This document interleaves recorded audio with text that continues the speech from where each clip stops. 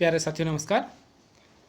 उत्तराखंड विशेष अधीनस्थ शिक्षा प्रवक्ता संवर्ग का जो समूह ग का नागरिक शास्त्र का परीक्षा होनी थी 9 अक्टूबर 2021 को, ये परीक्षा तिथि थोड़ा पीछे हो गई है। 30 अक्टूबर 2021 को अब आपका प्रवक्ता नागरिक शास्त्र का पेपर होगा 2 से 5 बजे तक।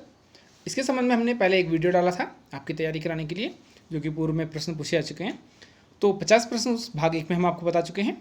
आज हम भाग 2 में शेष 50 प्रश्नों के उत्तर जानेंगे। तो आइए शुरू करते हैं। प्रवक्ता नागरिक शास्त्र हेतु 30 अक्टूबर 2021 को आयोजित होने वाली परीक्षा के लिए महत्वपूर्ण प्रश्न तथा उत्तर। आपको इस प्रकार का एक प्रश्न पत्र मिलेगा, उसमें साफ साफ लिखा होगा कि आप इस प्रश्न पत्र जो पुस्तिका होगी उसमें केवल उन्हीं प्रश्नों के उत्तर देंगे जो आपको आते होंगे। 100 प्रश्न आपको इसमें मिलेंगे, लेकिन यदि आप इसमें कोई गलत प्रश्न का उत्तर देते हैं तो उसमें 1/4 माइनस मार्किंग भी है इसमें, और आपके अंक काट लिए जाएंगे। प्रश्नों का उत्तर आपको काले तथा नीले बॉल पॉइंट पेन से ही देना होगा। तो आइए जानते हैं आज के शेष 50 प्रश्नों को। 50 प्रश्न हम भाग 1 में जान चुके थे। आज का 51वां प्रश्न है, अंतर्राष्ट्रीय शांति तथा सुरक्षा का संवर्धन भारत के संविधान के किस भाग में संपादित किया गया है? तो ये किया गया है राज्य के नीति निर्देशक तत्वों के अंतर्गत अनुच्छेद 50 में। अगला प्रश्न संख्या 52, भारत के संविधान में निम्न में से कौन सा मौलिक कर्तव्य सम्मिलित नहीं है? तो ऑप्शन सी इसका सही है। जिन निर्वाचनों में मतदान करना ये मौलिक कर्तव्य नहीं है, बाकी शेष इसके मौलिक कर्तव्य हैं। प्रश्न संख्या 53, न्यायिक सक्रियता का संबंध किससे है? तो जो न्यायिक सक्रियता है इसका संबंध जनहितवाद से है, जिसको हम जनहित याचिका कहते हैं। और भारत में जनहित याचिकाओं का जनक किससे कहा जाता है? वो थे PN भगवती, एक न्यायाधीश थे। और 1980 में सुनील बत्रा नाम का एक व्यक्ति था, कैदी था, उसके द्वारा केवल एक सादे पोस्ट कार्ड पर अपनी ये याचिका प्रस्तुत की गई थी। प्रश्न संख्या 54, राज्य मानवाधिकार आयोग के सदस्यों को कैसे हटाया जा सकता है? तो इनको केवल भारत के राष्ट्रपति के द्वारा ही हटाया जा सकता है। प्रश्न संख्या 55, निम्नलिखित में से राज्य के नीति निर्देशक सिद्धांतों में कौन सम्मिलित नहीं है? तो अछूत प्रथा की समाप्ति ये सम्मिलित नहीं है, क्योंकि ये मौलिक अधिकारों में अनुच्छेद 17 के अंतर्गत विद्यमान है, अस्पृश्यता का अंत के नाम से। अगला प्रश्न, प्रश्न संख्या 56, भारतीय संविधान के किस अनुच्छेद के अंतर्गत भारत का राष्ट्रपति संघीय कैबिनेट की सलाह मानने के लिए बाध्य है? तो ये अनुच्छेद 74 में लिखा गया है। जो अनुच्छेद 74 है उसमें लिखा गया है कि राष्ट्रपति को उसके कार्यों के संपादन एवं परामर्श के लिए एक मंत्रिपरिषद होगी तथा मंत्रिपरिषद की सलाह मानने के लिए राष्ट्रपति बाध्य होगा। ये जो अंतिम लाइन थी बाध्य होगा, ये 1976 में 42वें संविधान संशोधन के द्वारा उस समय तत्कालीन प्रधानमंत्री थी इंदिरा गांधी, उनके द्वारा इसको शब्द को शामिल किया गया था। अगला प्रश्न देखते हैं। प्रश्न संख्या 57, उत्तराखंड में किस वर्ष को महिला सशक्तिकरण वर्ष घोषित किया गया? तो ये था 2006-07 को उत्तराखंड में महिला सशक्तिकरण वर्ष घोषित किया गया था। प्रश्न संख्या 58, भारत एवं अमेरिकी संघीय व्यवस्था में निम्नलिखित में से कौन सा एक लक्षण है जो समान रूप से विद्यमान है? तो वो था एक संघीय सर्वोच्च न्यायालय जो कि संविधान की व्याख्या करता है, ये समान रूप से विद्यमान है। प्रश्न संख्या 59, भारतीय संघ में एक नया राज्य सम्मिलित किया जाना हो तो भारतीय संविधान की किस अनुसूची में संशोधन किया जाना आवश्यक है? तो आप सभी जानते हैं पहली अनुसूची है उसमें इसका संशोधन किया जाना आवश्यक है। प्रश्न संख्या 60, सरकारी आयोग का संबंध किससे है? तो जो सरकारी आयोग है इसका संबंध केंद्र राज्य संबंधों से है। प्रश्न संख्या 61, त्रिशंकु संसद का तात्पर्य क्या है? इसका तात्पर्य है संसद में किसी भी दल को बहुमत प्राप्त न होना। डी ऑप्शन इसका सही है। प्रश्न संख्या 62, संसद की संरचना किससे बनती है? तो ये प्रश्न थोड़ा सा इसमें ऑब्जेक्शन भी लगा था, बाद में आयोग में हमने प्रत्यावेदन भी भेजा था। संसद की संरचना लोकसभा राज्यसभा से होती है। यदि प्रश्न पूछा जाए कि संसद किस किस से मिलकर के बनती है या संसद में कौन शामिल है, तो लोकसभा, राज्यसभा और राष्ट्रपति इसका उत्तर होगा। लेकिन केवल स्ट्रक्चर पूछा है, संरचना पूछी है, तो लोकसभा, राज्यसभा इसका सही उत्तर होगा। ऑप्शन सी इसका सही है।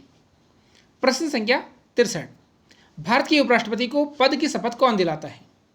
तो याद रखिएगा, भारत के उपराष्ट्रपति को पद की शपथ दिलाता है भारत का राष्ट्रपति, और राष्ट्रपति को शपथ दिलाता है भारत का मुख्य न्यायाधीश। प्रश्न संख्या 64, न्यायिक पुनरावलोकन की शक्ति भारतीय संविधान के किस अनुच्छेद में दी गई है? तो ये दी गई है अनुच्छेद 13 में। प्रश्न संख्या 65, निम्नलिखित में से कौन सा युग्म सुमेलित नहीं है? तो जो चौथा है, public administration in time of turbulence, ये वाल्डो की रचना है। इसमें ऑप्शन मेरेनो लिखा है, ये गलत है। बाकी ऊपर के जो चारों पुस्तकें हैं ये तीनों ये सभी सही हैं। Civil service its problem and future ये ग्लैंडन की ही है। नागरिक आधारित प्रशासन शासन का हृदय ये द्वितीय प्रशासनिक सुधार आयोग की रिपोर्ट का नाम है। तीसरा एशियन ड्रामा ये गुन्नार मिर्डल की ही है। और जो डी ऑप्शन इसका हम आप बता रहे हैं आपको ये सम्मिलित नहीं है। Public administration in A time of turbulence ये वाल्डो की पुस्तक है, ड्वाइट वाल्डो की, तो इसका ऑप्शन डी सही हो जाएगा। प्रश्न संख्या 66 सूत्र तथा स्टाफ सत्ता संबंधों की विशेषता है न कि विभागीय क्रियाकलापों की। यह कथन किसका है? तो ये कथन कुंज ओ डनेल का है। ये दो विद्वान थे, कुंज एवं ओ डनेल, इनका कथन है। प्रश्न संख्या 67 निम्नलिखित में से कौन सा युग्म सही सुमेलित नहीं है? तो आदेश की एकता सिद्धांत हेनरी फेयल का ही है। नियंत्रण का विस्तार उर्विक का ही है। पद सोपान का सिद्धांत मुने का है। प्रदत्त व्यवस्थापन जिसको हम बोलते हैं सत्ता को दूसरे को सौंपना, यह फेरल हेडी का नहीं है। सत्ता का प्रत्यायोजन भी कहते हैं प्रदत्तीकरण को। प्रश्न संख्या 68 निम्नलिखित में से कौन सा कथन केंद्रीयकरण के गुणों के बारे में सत्य नहीं है अर्थात असत्य है? तो केंद्रीयकरण के अंतर्गत असत्य क्या है? ये कार्यपालिका की दूसरे पंक्ति के विकास के लिए उपयुक्त है, ये गलत है। अगला प्रश्न निम्नलिखित में से कौन सा दृष्टिकोण विकेंद्रीकरण को अपने आप में एक उद्देश्य मानता है? तो वो है मतवादी या सिद्धांतवादी दृष्टिकोण विकेंद्रीकरण को एक उद्देश्य मानता है। अगला प्रश्न प्रश्न संख्या 70 निम्नलिखित में से किसने नियंत्रण के क्षेत्र को प्रभावित नहीं किया है? तो वो है सभी संगठनों में उच्च नियंत्रण के क्षेत्र पर बढ़ती हुई सर्वसहमति से। अगर सहमति से कोई कार्य होगा तो नियंत्रण का क्षेत्र प्रभावित नहीं होगा। बाकी ऊपर जो तीनों ऑप्शन आपको दिखाई दे रहे होंगे, लोक सेवा में बढ़ती हुई व्यावसायिकता इसने प्रभावित किया है। जो सूचना क्रांति है, औद्योगिक क्रांति है या वर्तमान में क्रांति है, इसने भी प्रभावित किया है। संगठन में स्वचालित क्रियाओं के आधिकारिक प्रयोग इसने भी इसको बहुत ज़्यादा प्रभावित किया है, लेकिन सर्वसहमति ने इसको प्रभावित नहीं किया है। प्रश्न संख्या 71 निम्नलिखित में से कौन पद सोपान की मौलिक विशेषताओं में से एक विशेषता नहीं है? आपको याद रखना है, जहां नहीं है वाले प्रश्न पूछाते हैं वहां कई बार प्रश्नों की गलत होने की संभावना अधिक होती है। तो इसका सही उत्तर होगा बी ऑप्शन निर्देश की बहुलता। प्रश्न संख्या 72 भारत में कैग नियंत्रक एवं महालेखा परीक्षा कहते हैं इसको, इसकी भूमिका के बारे में कौन सा वक्तव्य सही है? तो जो कैग होता है, नियंत्रक एवं महालेखा परीक्षक होता है, यह वित्तीय असावधानी का पता लगाने का एक यंत्र होता है। इसका मुख्य काम होता है ऑडिट करना। प्रश्न संख्या 73 निम्नलिखित में से कौन सा सुशासन का संकेतक नहीं है? तो सुशासन जो होता है अच्छा शासन होता है, उसमें एक विधि का शासन होना चाहिए, ये ऑप्शन सही है। जो प्रशासन होगा वो प्रभावी और क्रियाशील होना चाहिए, ये भी सही है। भ्रष्टाचार की समाप्ति होनी चाहिए, ये भी सही है। लेकिन नौकरशाही प्रशासन होना चाहिए, ये सही नहीं है, क्योंकि नौकरशाही को नवीन निरंकुशता के नाम से भी जाना जाता है। डी ऑप्शन इसका गलत हो जाएगा। प्रश्न संख्या 74 निम्नलिखित में से कौन सी एक विशेषता नवलोक प्रबंध की नहीं है? तो वो है राजनीतिकीकरण। जो नवीन लोक प्रशासन है उसमें राजनीतिकीकरण को कोई स्थान प्राप्त नहीं है।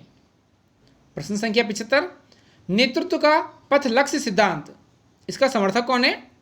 तो इवांस और हाउस, ए और बी दोनों ऑप्शन इसके सही होंगे, ये दोनों इसके प्रबल समर्थक थे। अगला प्रश्न प्रश्न संख्या 76 अभिप्रेरणा के पुरस्कार सिद्धांत के प्रतिपादक कौन है? तो इसका जो अभिप्रेरणा का पुरस्कार सिद्धांत है उसके प्रतिपादक हैं F.W. टेलर। आपको याद रखना है, टेलर ने वैज्ञानिक प्रबंध की नामक एक पुस्तक लिखी है और इसे वैज्ञानिक प्रबंध का जनक भी कहा जाता है, और इसने इसमें बहुत सारे प्रयोग किए थे। उसी में से ये अभिप्रेरणा का पुरस्कार सिद्धांत भी इसमें से एक है। प्रश्न संख्या 77 मनोबल एक व्यक्ति या समूह की अंतर्निहित संपत्ति है। ये कथन किसका है? तो ये कथन L.D. वाइट का है। प्रश्न संख्या 78 संयुक्त राष्ट्र संघ के द्वारा प्रथम मानवाधिकार वर्ष कब घोषित किया गया? तो ये घोषित किया गया था 1968 को। प्रश्न संख्या 79 मार्टिन कापलान के अनुसार अंतर्राष्ट्रीय राजनीतिक व्यवस्था के कितने प्रतिमान हैं? तो ये हैं 6 प्रतिमान। इसमें आपने पढ़ा होगा शिथिल द्विध्रुवीय, दृढ़ ध्रुवीय, सार्वभौम, श्रेणीबद्ध, इकाई निषेधाधिकार, ये सारे जो प्रतिमान थे ये मार्टिन कापलान के थे। इसे सट निकाय दृष्टिकोण भी कहते हैं, तो इसका बी ऑप्शन सही हो जाएगा।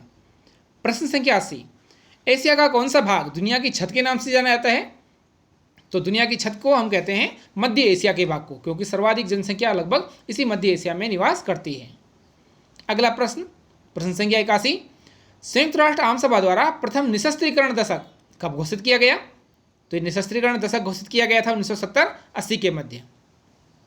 प्रश्न संख्या 82 किसने कहा जब तक मार्गेंथो के सिद्धांत का प्रभाव बना रहेगा तब तक अंतर्राष्ट्रीय राजनीति के अध्ययन में कोई वैज्ञानिक प्रगति संभव नहीं हो सकती। ये कहा था वेनो वासरमैन ने। तो जो मार्गेंथो थे, इन्होंने एक यथार्थवादी सिद्धांत दिया था, और आप सभी जानते हैं यथार्थवादी सिद्धांत के अंतर्गत इन्होंने अंतर्राष्ट्रीय राजनीति की क्या परिभाषा दी थी। अगला प्रश्न देखते हैं, प्रश्न संख्या 83। किसने कहा था शक्ति का प्रयोग करने वाले तथा जिसके विरुद्ध शक्ति का प्रयोग किया जाता है, इन दो तरह के राष्ट्रों के बीच का मनोवैज्ञानिक संबंधी राजनीतिक शक्ति है। ये परिभाषा मार्गेंथो की है। प्रश्न संख्या 84। एनपीटी और सीटीबीटी पर भारत की स्थिति क्या है? तो भारत ने एनपीटी और सीटीबीटी दोनों पर ही हस्ताक्षर नहीं किए हैं। अगर इसमें पाकिस्तान पूछा जाए तो भारत को देख करके पाकिस्तान ने भी इन दोनों पर हस्ताक्षर अभी तक नहीं किए हैं।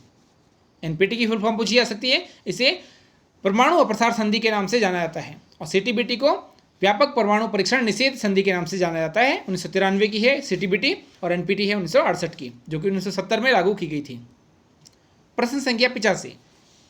निम्नलिखित में से कौन गुटनिरपेक्ष आंदोलन का संस्थापक नहीं था? तो इसमें नेहरू, नासिर, टीटो को संस्थापक माना जाता है, लेकिन फिदेल कास्त्रो को इसका संस्थापक नहीं माना जाता है। प्रश्न संख्या 86। देतांत शब्द किस भाषा से लिया गया है? तो देतांत जो था वो फ्रेंच भाषा से लिया गया है। यदि आपसे पूछा जाए कि देतांत का काल क्या था, तो 1962 से 1979 तक, 79 तक का काल देतांत का काल कहलाता है, जिसमें दोनों जो महाशक्तियाँ थी, सोवियत संघ और अमेरिका, इन दोनों के मध्य तनाव में शिथिलता आने लगी थी। प्रश्न संख्या 87। तृतीय विश्व, थर्ड वर्ल्ड शब्द का प्रयोग सर्वप्रथम किसने किया था? तो ये किया था अल्फ्रेड सोबी ने। प्रश्न संख्या 88। सार्क के कितने सदस्य और पर्यवेक्षक देश हैं, जिनको हम प्रेक्षक भी कहते हैं? तो वर्तमान में सार्क के 8 सदस्य हैं और 9 इसके पर्यवेक्षक देश हैं। प्रश्न संख्या 89। ल्यूसेन डब्ल्यू पाई के अनुसार राजनीतिक विकास की प्रमुख विशेषताएं क्या हैं? तो उन्होंने कहा है ल्यूसेन डब्ल्यू पाई ने, समानता, समर्थता, विभेदीकरण, ये सभी इसकी विशेषताएं हैं। प्रश्न संख्या 90।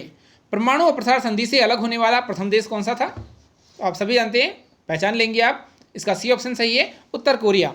ये परमाणु प्रसार संधि से अलग होने वाला पहला देश था, और वर्तमान में भी ये अपना परमाणु कार्यक्रम जारी रखे हुए हैं। प्रश्न संख्या 91।